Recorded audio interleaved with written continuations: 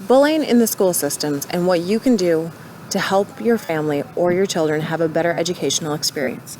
I'm going to be discussing with my audience today different ways that they can make sure to have their children's experience in high school, middle school, or elementary school be a successful one. Currently, there are 50 million children enrolled in the K through 12 school system. Of those 50 million children, 1 in 4 will be bullied in their school career. That is 12.5 million children. Cyberbullying these days is also on the rise due to social media being utilized more by children of this age group. Because of bullying, children have become more susceptible to committing suicide and also shutting down and not taking the time or the energy to put forth into their school careers. One thing that you can do as a parent, a caregiver, or anyone in the community that sees this is be active. Pay attention to the children around you. Pay attention to what they're going through and the way that they're communicating with you. Have an open communication with your children. Always make sure that they're able to come to you with any issues that they may have. If they cannot come to you with an issue, have a backup person that they can utilize that they feel comfortable speaking with. Reiterate that your children are important. Every child is important no matter who they are, what their issues are, or what their difficulties in life may be. Also pay attention to their moods. One way to figure out if a child is having an issue in school is the moods that they may be having. If your child starts to shut down, there may be an issue going on. If your child becomes more active or acts out, there could be something going on that's making them act this way. And it's not just them doing it because they want to be naughty.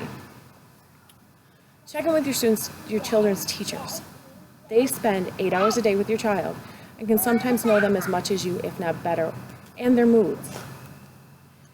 If you're unable to get the answers or the solutions that you need by checking in with your child's teacher, work with the school principal or counselors.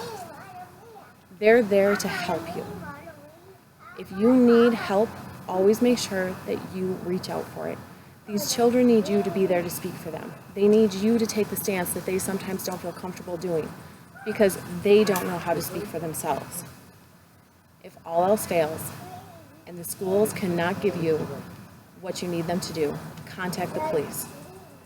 This is an issue that needs to be addressed, and it is a criminal issue. These children are being bullied. It is not something that should be taken lightly, and it's not something that you should just let happen to your child. There's always different avenues to take. When you call the police, you've now initiated the process of documenting what is happening to your child. At that point, you can start to work with the courts. The courts can issue a restraining order to keep the children away from each other. If the restraining order is violated, the other child can be moved and put in a different school, which also takes them out of the situation, which opens up another avenue for your child to feel more comfortable in. If all else fails, move your child. You are the parent. You are the caregiver. You are the person that is there as the advocate for your child.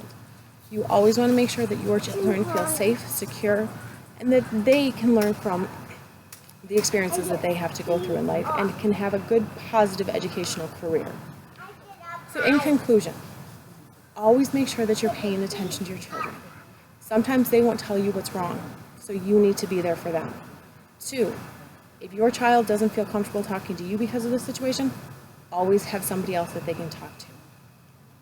3, make sure you work with your child's school. Be involved. Involvement is key in everything that you do and everything that has to do with your children. And 4, let's stop the bullying and make these kids feel as if they have a voice and that they are just as special as every other child that is out there. Thank you for your time, and I hope that this gave you some tips and tricks in regards to how to help make your child's high school, elementary, middle school career a safer and more educational place for them to learn.